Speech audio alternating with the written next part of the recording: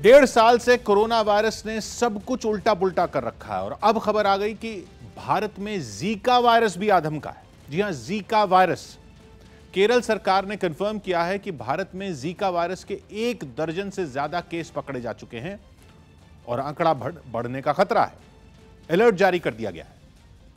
पहले 1 confirm case हुआ और फिर 13 और लोगों के सैंपल भेजे गए पुणे के नेशनल इंस्टीट्यूट ऑफ वायरोलॉजी में जीका वायरस का टेस्ट करने के लिए, और वो भी पॉजिटिव निकले। जीका वायरस मच्छरों से फैलता है, डेंगू की तरह। डेंगू, जिसको कई लोग डेंगू बोलते हैं, वो भी मच्छरों से फैलता है और जीका वायरस भी। इसमें भी डेंगू जैसे ही बुखार आता है। ये अभी तक भारत में कुछ साल पहले कोई इक्का दुक्का केस की बात ही सामने आती थी इसकी। 2015-16 में अहमदाबाद में कुछ केस आए थे, लेकिन अब ये 14 लोगों में मिला है, तो यानी फैल गया है केरल में। जान जाने के मामले तो दुनिया में नहीं आए हैं, लेकिन ज्यादा जीका वायरस के। लेकिन इसमें डेंगू की तरह बुखार आता है, स्किन पर रैश हो जाते हैं, मसल्स यानी मांसपेशियों में दर्द होता है, जोड़ों में दर्द होता है, आंखों में कंजक्टिवाइटिस भी हो जाता है कई लोगों को, जिसको आंख आना कहते हैं आम भाषा में, और बहुत सिर दर्द रहता है। जैसे कोविड-19 वाले वायरस को कोरोना वायरस बोलते हैं, जीका वायरस जैसे वायरस को बोलते हैं फ्लैवी वायरस। ये कोई नया वायरस तो नहीं है, लेकिन इसका इलाज आज तक नहीं मिला।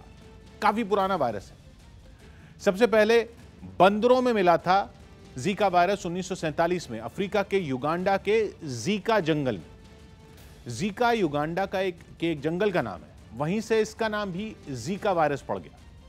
पहले बंदरों में मिला 1947 में, फिर 5 साल बाद 1952 में मिला लोगों में, युगांडा में और अफ्रीका में ही, तंजानिया में। उसके बाद से कई देशों में इसके मरीज मिल चुके हैं, लेकिन भारत में इस पैमाने पर जीका वायरस के केस अब सामने आए हैं। 5 साल पहले ब्राजील में कई लोग जीका वायरस से बीमार पड़ गए थे। एक टाइप का मच्छर होता है एडिस इजिप्टाई, वही फैलाता है इसको। वही मच्छर डेंगू या डेंगू जो भी कह लीजिए, वही मच्छर उसी को फैलाता है, और उसी मच्छर से चिकनगुनिया और येलो फीवर भी फैलता है। मच्छर के काटने के अलावा ये गर्भवती मां से बच्चे में, या किसी जीका वायरस के मरीज का खून चढ़ाने से, या ऐसे मरीज के साथ सेक्स से भी फैल सकता है। लेकिन मुख्य तौर पर यह एक मरीज को काटने के बाद दूसरे व्यक्ति को काटने वाले मच्छर से ही फैलता है। अभी पता नहीं है कि ये केरल में कहां से आ गया, लेकिन आ तो गया है, और खतरनाक इसलिए है क्योंकि इलाज नहीं है इसका अभी तक। 1947 में वायरस का पता चला था, लेकिन तब से यह अफ्रीका और एशिया के ही कुछ देशों में पाया जाता था। 21वीं सदी में अफ्रीका से बाहर भी इसके मरीज मिलने लगे, अभी पिछले 10-15 सालों में। 5 साल पहले जब ब्राजील में फैला था, तो कई गर्भवती महिलाओं के बच्चे जब हुए तो उनमें बर्थ डिफेक्ट पाए गए थे, और पैदा होने के कुछ महीनों बाद बच्चों के सिर सिकुड़कर छोटे हो गए थे। इसको कहते हैं माइक्रोसेफली। इसमें बच्चे का शरीर बड़ा रह जाता है और उस पर सिर सिकुड़ा हुआ छोटा। ब्राजील में रियो में ओलंपिक खेल होने थे उस साल 2016 में, और काफी हाय तौबा मची थी। लेकिन फिर आखिर बीमारी ज्यादा नहीं फैली और खतरा उतना बड़ा नहीं हुआ जैसा डर था। खतरा यह है कि यह अब केरल में आ चुका है, और केरल में एडिस इजिप्टाई प्रजाति के मच्छर बहुत होते हैं। इसी मच्छर से यह फैलता है।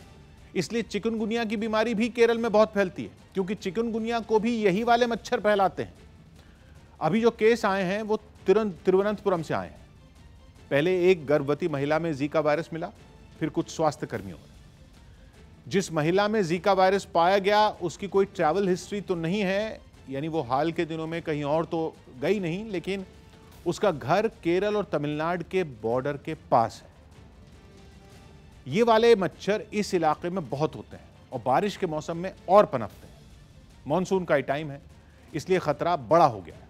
और केरल में ही अभी कोरोना के केस भी कम नहीं हुए। दूसरी दिक्कत यह है कि जीका वायरस के लक्षण हैं तो डेंगू जैसे, लेकिन हर 5 में सिर्फ 1 मरीज में लक्षण नजर आते हैं। यानी हर 5 मरीज में 4 मरीजों में लक्षण नजर नहीं आते, लेकिन उनको भी जीका वायरस की बीमारी हो चुकी होती है, लक्षण नजर नहीं आते। इसलिए यह और खतरनाक हो जाता है। इलाज कोई है नहीं, तो फिर बचाव ही रास्ता है। यानी मच्छरों के काटने से खुद को बचाना है और सेफ सेक्स करना है, तभी इसका फैलना रोका जा सकता है।